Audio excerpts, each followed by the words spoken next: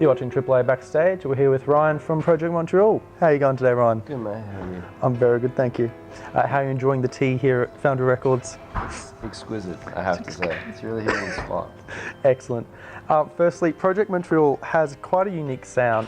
How do you describe the project's music? I like the blanket term in these sorts of situations, like alternative pop. Yep. Just because it uses electronic, orchestral, and your standard elements that are within a band. So it's not too specialised. So. Were you aiming for a pop or an alternative pop sound when you first started writing for the project? To be honest, no. I wasn't really thinking too much when I wrote it. It was more just exploring a bunch of different sounds and textures and having the freedom to do that. And then the songs sort of just found their own destination, so to speak. You've just released your debut album, Patterns. Firstly, congratulations. Are you happy with how it's been received? Yeah, so far so good. Getting good reviews, good turnout at the album launch. Really excited about the Melbourne and Sydney gigs coming up, and then a few festival gigs coming up after that. So yeah. You can check out the whole setup of his live show on our YouTube channel as well. What are the influences or inspirations behind your sound, I guess? I guess the thing is, because when I graduated uni, having studied just jazz, it was really exploring music, which I was really into, and it was just music I was listening to. So that was everything from I think Radiohead to Dylan to the Beatles to Quartet, just anything I could get my hands on that was what an artist might have a song like, that's cool, what's going on there, and then trying to take elements from that or steal, and then incorporate them into your own writings. Yep. You've said before that some inspiration also comes from Kanye West and Picasso. How do those conflicting artists... Well, let's not put them in the same category. Yeah.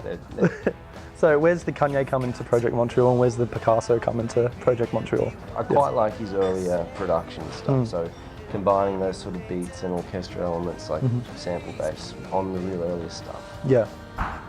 In terms of Picasso, I'm just a massive fan of his work, and I love the idea. I remember reading a book of his talking about using elements that don't go together, like contradictory elements, and forcing them together, and then sort of exploring the relationship between those two things and capturing the tension between those two things. Yeah. And there's tracks like The Party's Over and Silence and things where you're taking like an orchestra and electronic backing, smashing it together, and playing around with those ideas. The album was recorded over 3 continents with Grammy Award-winning arranger, Van Dyke Parks, if I'm pronouncing that correctly, and the Czech Philharmonic Orchestra.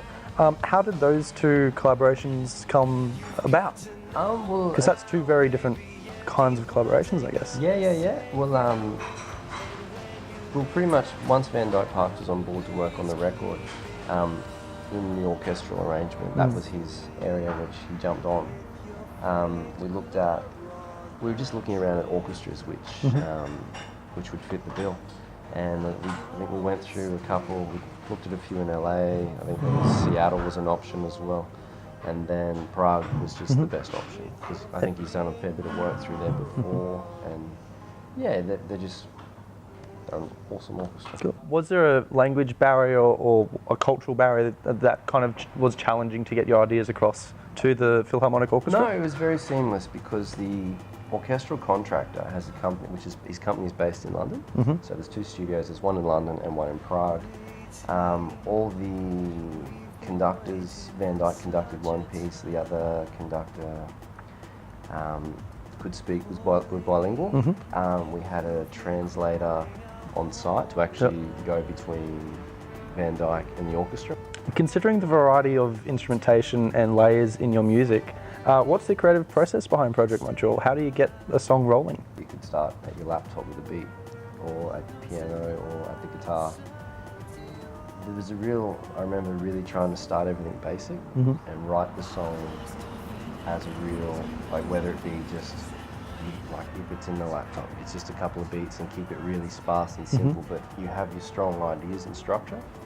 Or whether it's at the piano, all your ideas are there, melodic ideas are there at the piano, and trying to make it stand up as an acoustic thing first before going crazy. And so what's the last layer you'll put on a song? Is it the orchestral stuff? Is it heavy synth or, you have your basic idea of what your melody is, and then you would write the music around that, and then the vocals would come last. That's how I did that a lot of the time. Just because it was an instinctual thing where you're like, oh, I know what this is about. The material that you're working on now, which isn't on Patterns, is any of it close to your roots, or is the next album after Patterns going to be completely different to the current one?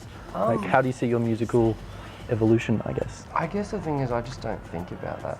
Like, when I was writing this record, I never thought about, it was just you get on the idea, and it was all about just spending time with the ideas and letting them grow and evolve. And I guess that's how I prefer to write. I don't sort of go, I'm going to make an electro soul record, and like, there I go. It's just, I enjoy, like, for me, the best thing out of the whole thing is the creative process. Yep.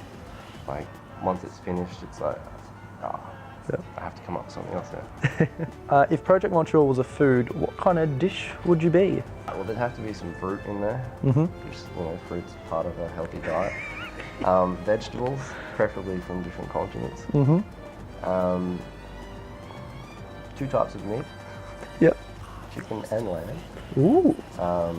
And then to finish it off, we would have to have halloumi. Halloumi. Yeah. Halloumi on top of the fruit, vegetables, and 2 meat. Yeah.